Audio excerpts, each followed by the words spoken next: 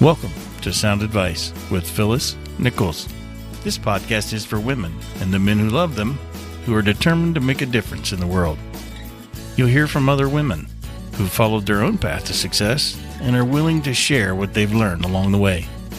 Be ready to laugh, learn, and be inspired. Who knows? Your story could be next. Your host, Phyllis Nichols, will make sure you see the possibilities in your own life. And even better, she'll give you the proven strategies to get you from where you are to where you want to be.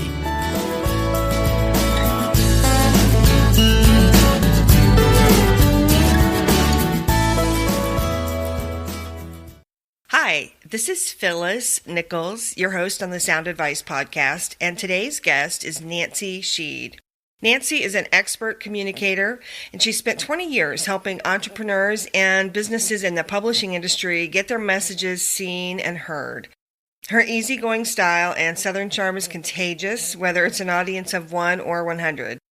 She's got a knack for getting to the heart of your message, and she knows just how to help you find the right strategies to suit your business needs. Nancy doesn't stop at the idea stage. One of the things I like best about her is that she takes a real hands-on approach, and she helps you experience real-world results. She sits down with her clients to help them understand the newest social media trends and how to tap into the old-school methods as well.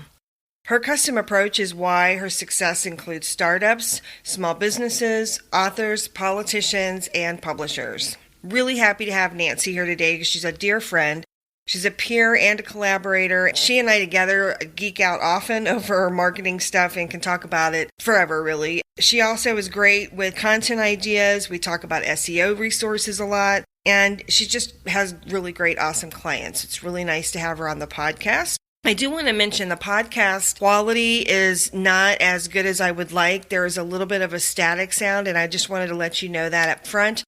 Please listen. Nancy drops some great pearls of wisdom, some really great information about being more engaging and how to take that approach. I just want to give you a heads up that the quality, unfortunately, there's a little bit of fuzziness. It's very clear. I mean, you can hear it. There's just a tiny bit of static involved. So thanks so much for being here, and let's get right to the interview. I'm really glad to have Nancy with us today. Thanks for being here, Nancy. Oh, it's my pleasure. I'm really happy to be here. Great. Well, as you know, or maybe you don't know if you haven't listened to many of the podcasts, but I always like to start by asking, what is a piece of sound advice that's been really meaningful to you or something that's made an impact for you in your life?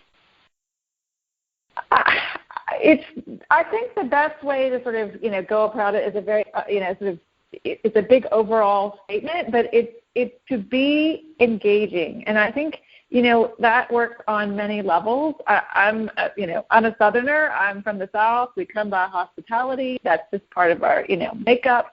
And I've seen that as I've moved over into online marketing and, social media still be the case. Even as all of this sort of technology and these platforms have evolved, being engaging is still the sort of number one rule in whatever it is that you're doing. And so I think whether you're, the host is at the party and you're, engaging with people, or you're thinking about what you're going to post on social media or put in your newsletter or put on your website, it's that, it's being engaging. And it doesn't mean charming, delightful, and perfect, but it means causing somebody to want to interact with you. And I think if you can always keep that umbrella on, no matter, if we keep that overarching theme going, it will, feel more authentic, as well as sort of, keep you moving forward, as opposed to feel like you're just sort of, you're out there, but there's nothing happening. Okay, great. A couple of questions popped up that I want to ask. First of all, you said something about what is engaging mean to you? You use a phrase in there, and I tried to catch it, because you said it doesn't mean being perfect. Well, it doesn't mean, being engaging, like, the perfect hostess saying the perfect things and being, right, and I would even argue politically correct. But I think being engaging, by me, I was thinking of that definition, and you hate that definition where somebody comes back and means to cause somebody to engage with you. But I think to cause someone to take action and, and interact with you. And so if you think about that at a party, then being engaging means having a conversation or, being of use or service or helping somebody out or, and I think, something that causes some sort of interaction with somebody. With regard to online marketing, there are many forms that it can take, but I think it's not just that, as we deal with marketing, you're not just throwing stuff out there. You're being very thoughtful about what you want people to do with the information that you're sharing or the, product that you might be selling. Right. I love that. I think thoughtful is a great word and a great description, too, because it means obviously, hopefully that makes things more meaningful for both sides of that engagement equation, right? Exactly. And I think, there's just so much information out there that we're all being bombarded with. But if you take a closer look, the things that you or I or, your audience will engage with is it's something that's the way it's been presented, or the way, the information is it being asked? Is it the tone? Is it that you thoughtfully made it really easy for somebody to engage, act? Is it just the mere information that you're sharing? Think of, I always sort of challenge people to say, think about what it is that you're putting up there, what you expect to happen from there, and how you expect that to happen. And I think the more engaging and which I think also feeds into authenticity, it is, I think the easier the whole process works. Yeah, absolutely. And I like that you mentioned the word easy, because I think sometimes when, like if I were to meet you at a party, I would, ask you questions and, really be probably interested in what you say and more than just sort of consuming information, but actually really making an attempt to get to know you. And so you can carry some of that over to the online space as well, right, where we're doing more than just sort of blurting information out there. We're actually looking for a way to communicate and in a two-way method, right? Exactly. And I think, you and I know that when we say easy, we're making it easy for the receiver. It isn't, it is a challenging, it's not necessarily easy to be engaging, because you sort of have to think through the whole process. And right. Is there something in the presentation? Is it the way you ask a word? Is it, that you've added an extra component, but making it easier for the other person to engage. And I think, when I talk about engagement, I like the idea of the party, but what does that look like online? Well, in our theoretically perfect world, it means you're promoting something, you're sharing your website, and people instantly click a button and become a customer and sign up. But we know that doesn't exactly happen and translate, that fast. So I think just thinking about, what am I putting out there? What do I expect from it? Do I, expect somebody to sign up? Do I expect somebody to comment? Do I expect somebody to like? Do I expect somebody to click? Just making it as easy as possible and guiding them through that process in an authentic way is really, then the other pieces fall together when you're approaching it from that bigger picture. Yeah, absolutely. And I really like that you talked about having some expectations, right? So I think sometimes that can be a missing piece, right? We work really hard sometimes. I create content for people all the time. So, but again, content for the sake of content can be all well and good, I guess. But then when we really say, well, what is our expectation? What are we trying to do here? And what kind of engagement are we looking for? Those sorts of things, it really gives you a different perspective for sure. Well, and I think absolutely, and I think we've watched the world change from getting 1,000 or 10,000 likes. Those days are over in terms of happening for free, which is a whole other subject. But right. Going, as I say to people, I'd rather you have 500 engaged fans than 1,000 or 10,000. People who are on your list who you have no interaction with. And again, I think, that then gets into, segmentation and targeted marketing. But I think, again, we've just seen the shift to, the quality of your audience versus the quantity. And I'm not going to say you don't need to be growing your list and growing your fan base, but we're beyond the I have all these people, on my list, but nothing's happening. I think we need to focus more on what we're doing to make things happen and what we want to happen, And for the most part, there's a funnel. People are using these, these tools that you and I specialize in terms of getting people to know us without sort of beating them over the head the old-fashioned marketing way. There's a whole warm-up period. There's a whole get-to-know-you period. There's a whole, let me show you I'm an expert, or let me show you how great my product is, or let me show you how my product works or my services work. And there's a whole get-to-know-you dating period that goes on. So what can we do is we're sort of moving, people who don't know us or about us and our products or you're, into, oh my gosh, this is the perfect thing for me. And going back to that authentic and engaging voice, they're talking to me. I want to have a conversation. I want to push this button. I want to sign up. I want to know more. And that's, going back to being the engaging mentality. Right. Absolutely. Well, now, to kind of shift just a little bit, I want to stay on this topic of engaging. Anywhere in your sphere, really, it doesn't have to be somebody that's like a household name, but is there a company or a person or a combination of that you feel like could use as an example of somebody that does a good job of being engaging in their particular market space? Is there somebody that comes to mind that you could mention that we could I'm just curious so that we can maybe help people if they're not used to this, because a lot of you and I are in the communications industry sort of, and we get this, but a lot of people really find it really sort of vague and hard to get their head around. So is there an example you could share that you think?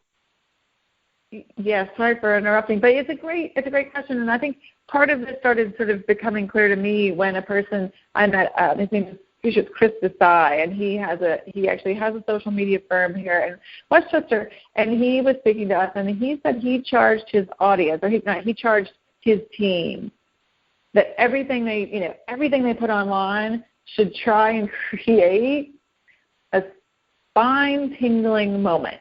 Okay, that is a hard sell, that every single thing you did. But I got the premise that he was trying to convey to his group, we don't put stuff out there that isn't really well thought out. And he used a classic example, I think, and I'm not going to get the exact terms right, but I think he might have had the Leukemia Society or something. He had a nonprofit where there were kids who were sick, and they just crafted their stories and their posts and things in a way that made you just sort of stop. And he just was doing such a great job of telling, storytelling that, even if this wasn't something that was even related to you, it made you stop. It was compelling and it was engaging, and it made you want to either share or like or, post a sad face. But it was just a great example of doing that. So I think there's an element of storytelling.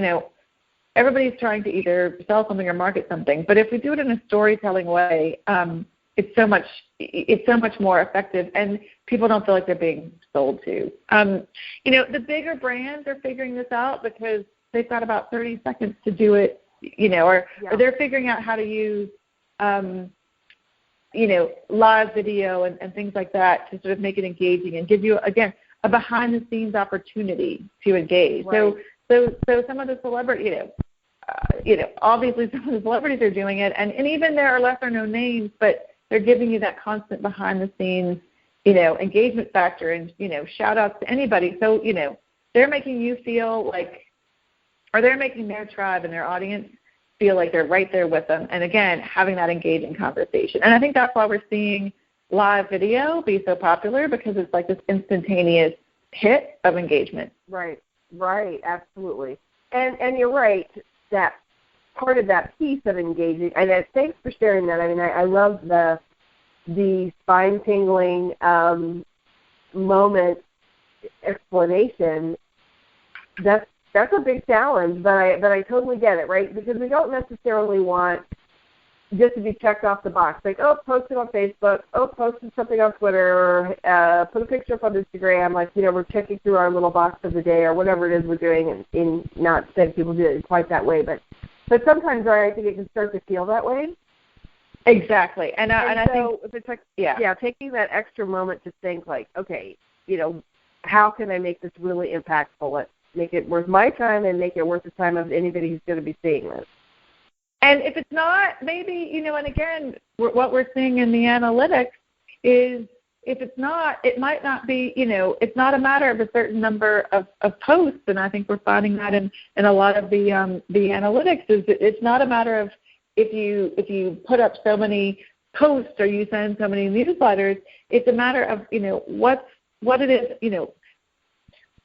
what is it that you're actually sending? When are you actually sending it? Are you being thoughtful about your audience? And it kind of then goes back to Marketing 101. Who is your audience? And, what's going to cause them engagement? Where are they? What are they doing? When do they want to hear from you? I mean, it really does go back to Marketing 101.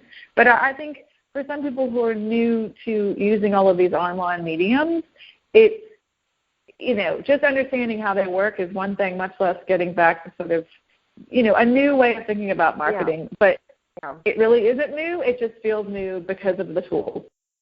Right. That's a great point.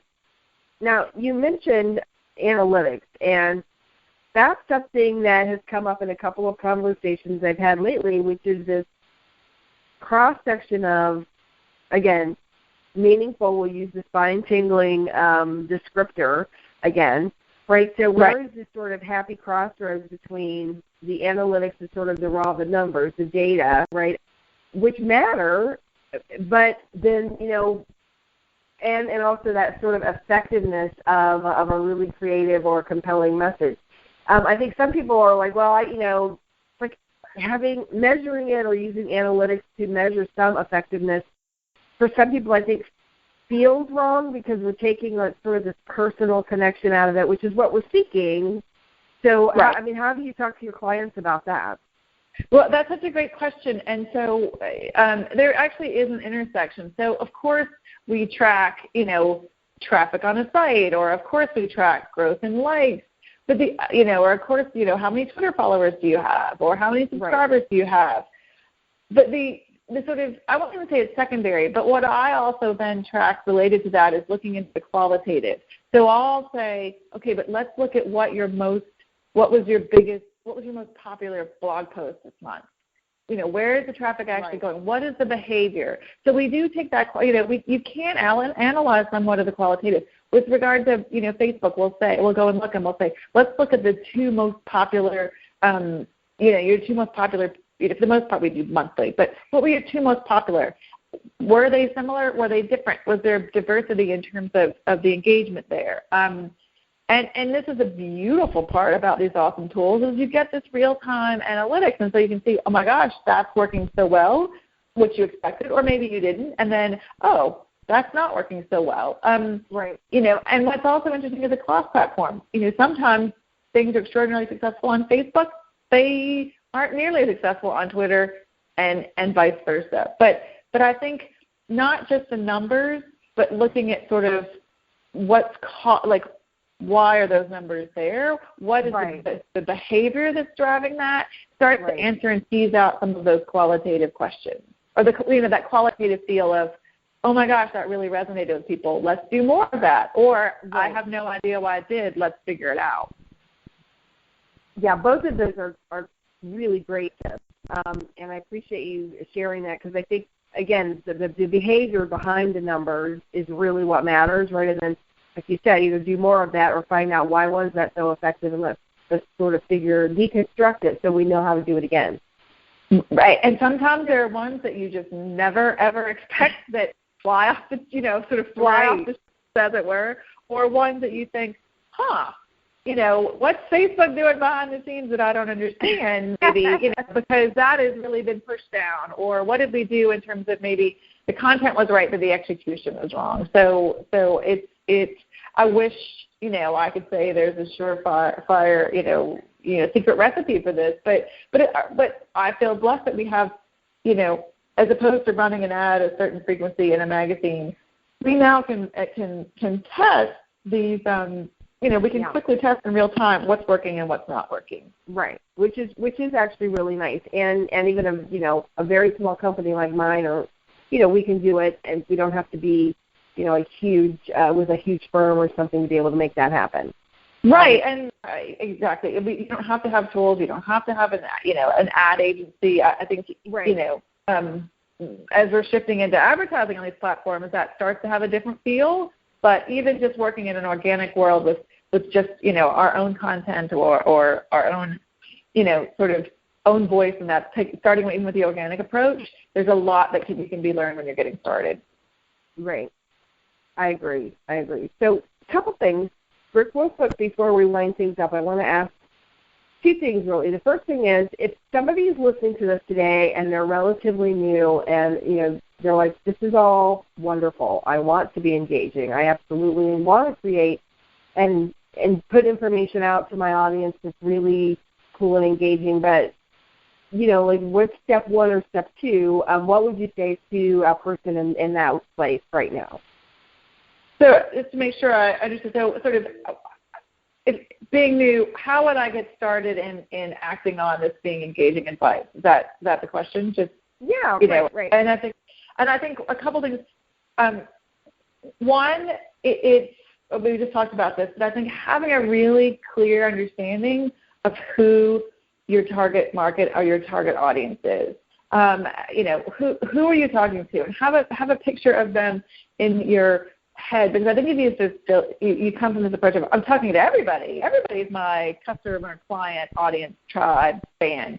Then that makes it really hard to get a sense of traction and engagement, because you're trying to be all things to all people, and you end up sort of maybe speaking to a few here and a few there, but you never kind of get that traction where you feel like you're developing your peeps.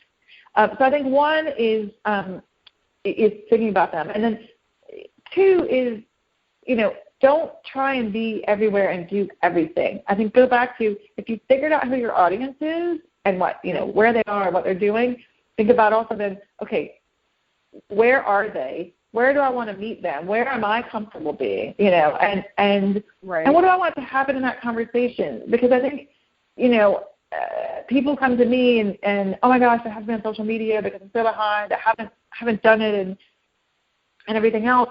And I take a step back and say, wait. What else are you doing? Who are you talking to? And there's often times where I'll say to somebody, if you haven't thought about, if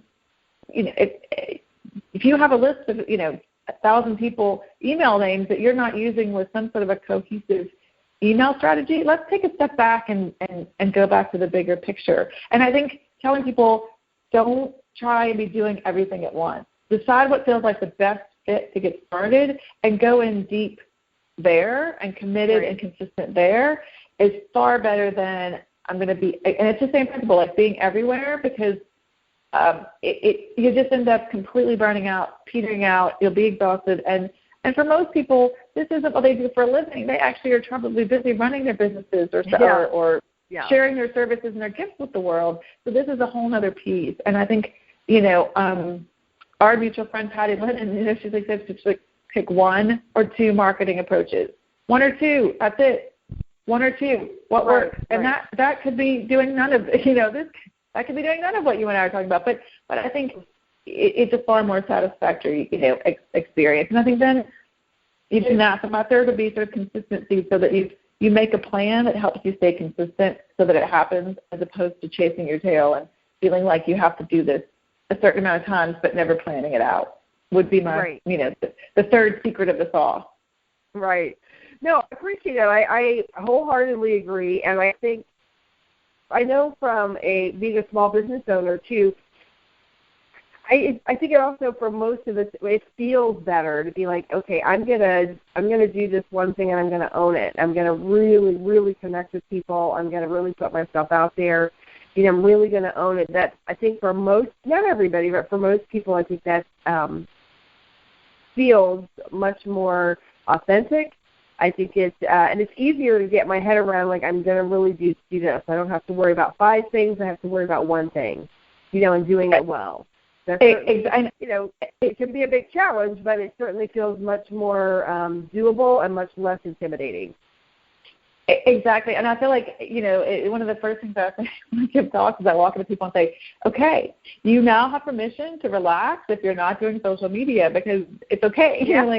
And they like to have that absolution, as it were, of yeah. Thank you, and I'm like, you do because it's there's too much. It's just there's too many moving parts. So let's figure out if you should even be here, and if you should, what we're going to do, or let's take a step back and make a plan that maybe that comes in 6 months and you focus on your newsletter. Or, people come in and they want to launch their social medias, but they have no website. They have no other presence that they can own that's actually theirs. And I think, we've shifted from, yes, it's great to have these social media tools, but you still need to have your own online home that, you own and that you can sort of be calling home and gathering your tribe to when, so that you're not at the mercy of all these social media tools.